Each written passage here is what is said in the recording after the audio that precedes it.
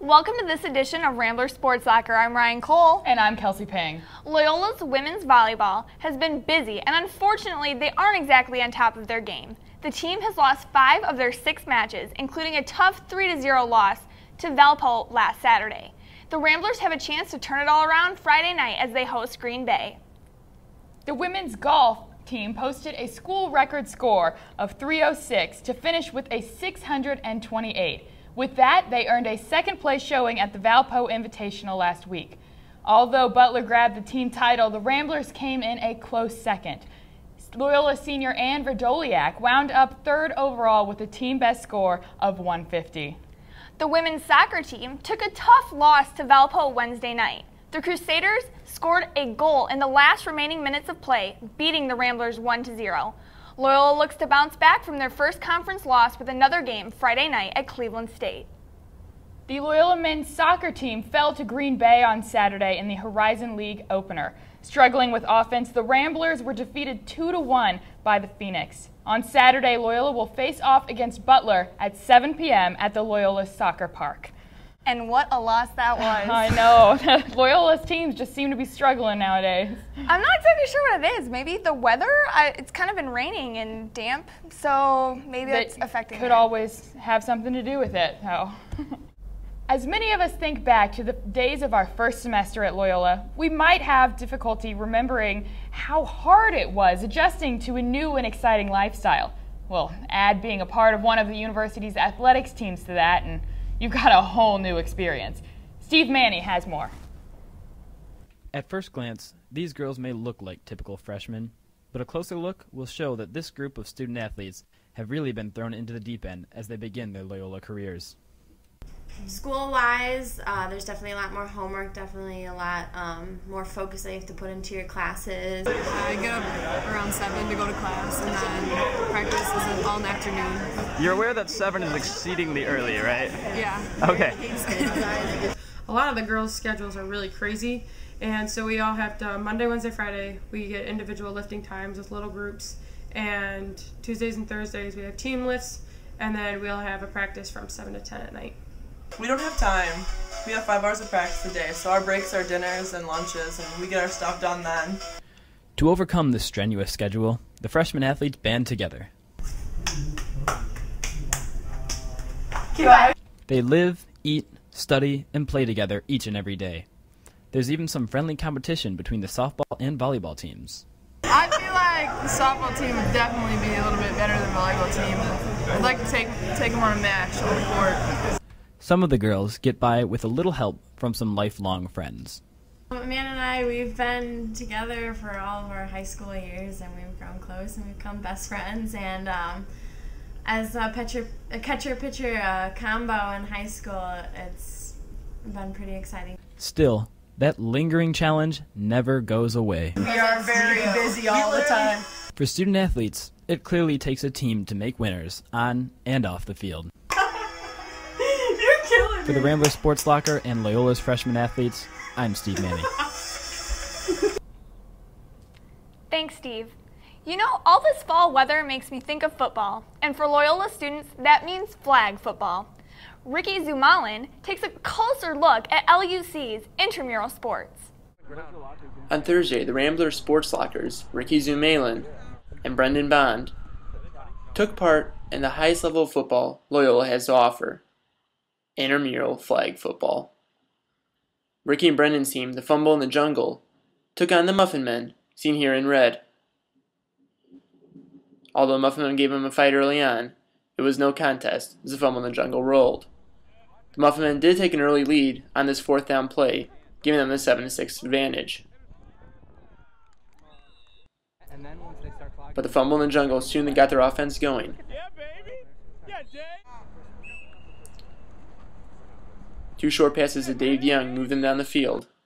Guys, run the QB sneak. Rod, watch your feet. Run left. I called it. Wide open. Yeah. With the quarterback that resembled Tom Brady, the Muffin Men soon got in close to the goal line. Although they failed to capitalize on this 3rd down attempt here, they were able to score on the next play to give themselves a 14-7 lead heading into the half. Got it. This is the kid that dropped his shirt touchdown pass in the first half. Humiliated reporter Ricky Zumalin in the field. It's 14-7. As the wind picked up in the second half, so did the Fumble in the Jungle's offense.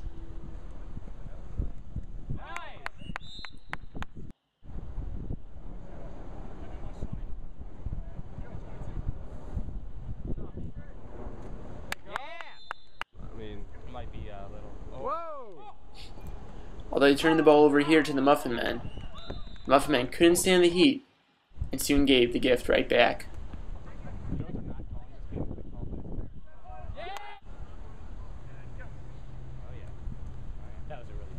After a drop here on a perfectly thrown ball, the Fumble in the Jungle were able to keep their poise on offense and continue marching down the field.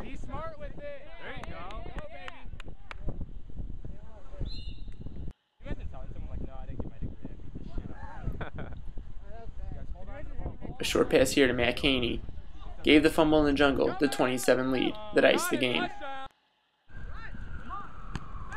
Ricky plays some strong defense, as seen here as he probably holds up his tackle, leaving it in some offense too, while on the sideline. How does it feel to play in this game today? Oh, I'm sorry I missed that one. No, go high. Yeah. Punt. Punt. Punt. We're punting. Yes, we're punting. They say we're punting. Therefore, we're punting. There was some confusion about punting, and the Fumble in the Jungle still had a lot of dropped passes, meaning they need to work on catching before next game. Coach on the sideline says we're doing catching drills. Catching drills, all right? Reporting and quarterbacking from the turf field, I'm Brendan Bond. Thanks, Ricky. Looking to Loyola's cross-country team, they're coming back after a short break with a competition on home turf. The 39th annual Sean Earl Lakefront Invitational takes place at Montrose Beach and is a full day of racing that kicks off beginning at 8 a.m. Both the men's and women's teams are ready and excited to go in one of the Midwest's largest races. As usual, a show wouldn't be complete without a little locker room talk. Time for our roundtable. Topic for this week? Baseball playoffs. The 2011 Major League Baseball season concluded to thrilling results, but now we're on to the postseason. What are your thoughts, Griff? Well, first off, Nick, I want to address last night and what an amazing display of baseball that went on last night. Like Tim Kirchin said of ESPN, there was no other last finish to the regular season better than last night, and I thought it was spectacular. I think that the Rays got in, and the Cardinals got in, and the Red Sox didn't, and neither did the Braves. I mean, that's unbelievable. Yeah, it was an unbelievable. I mean, it was a shock to everybody, if you want to say. The Red Sox didn't get in. The Rays got over them. So, I mean, everyone expected the Red Sox because they're Boston. And literally, the entire playoff alignment was changed in minutes. Completely. Yes, yeah. I mean, it was the biggest. The Braves were the biggest collapse in MLB history as far as in September, and it was broken 5 minutes later by the Red Sox. Well, and the Red Sox, I mean, 9-18 in September, you can't do that down the stretch. No. Yeah, it's just not. It's not Red Sox baseball. No, not when you're trying to get into the playoffs. Yeah. And being so close with the Rays, and obviously you're always going to be fighting with the Yankees, so you can't be 9-18. Can we just say how great Evan Longoria looked last night? Yeah. I mean, he's rolling with momentum. The Rays look great. We Two can home talk. runs. 2 home runs. Yeah.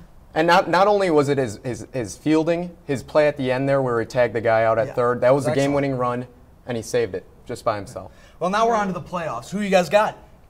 Well, in my personal opinion, I got the Yankees over the Tigers. No way, that's not going to happen.